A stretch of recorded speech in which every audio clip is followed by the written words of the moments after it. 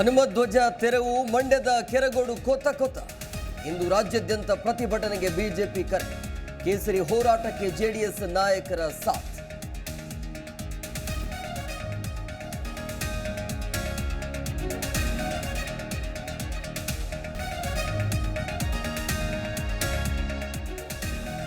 ಇಂದು ಮಂಡ್ಯದ ಡಿಸಿ ಕಚೇರಿಯವರೆಗೂ ಪಾದಯಾತ್ರೆ. ಕೆರಗೋಡು ಗ್ರಾಮದಲ್ಲಿ ನಿಷೇಧಾಜ್ಞೆ ಮುಂದುವರಿಕೆ. ಸ್ಥಳದಲ್ಲಿ ಹೆಚ್ಚಿನ ಪೊಲೀಸ್ ಬಿಗಿ ಬಂದೋಬಸ್ತ್.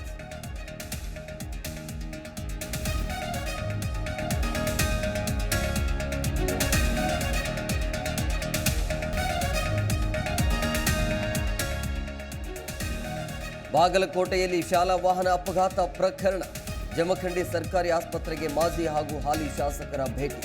ಗಾಯಾಳುಗಳ ಯೋಗಕ್ಷೇಮ ವಿಚಾರಿಸಿದ ಆನಂದ ನ್ಯಾಮಗೌಡ.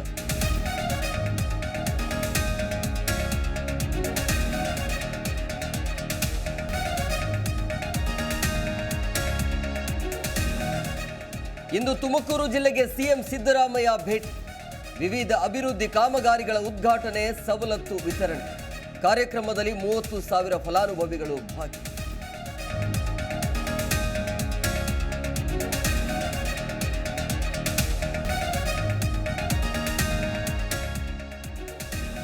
ಹುಬ್ಬಳ್ಳಿಯಲ್ಲಿ ಜಗದೀಶ್ ಶೆಟ್ಟರ್ಗೆ ಭರ್ಜರಿ ಸ್ವಾಗತ. ವರಿಷ್ಠರು ಹೇಳಿದರೆ ಲೋಕಸಭಾ ಚುನಾವಣೆಗೆ ಸ್ಪರ್ಧೆ ಮಾಡುವ ಇಂಗಿತ ವ್ಯಕ್ತಪಡಿಸಿದ ಮಾಜಿ ಸಿಎಂ ಶೆಟ್ಟರ್.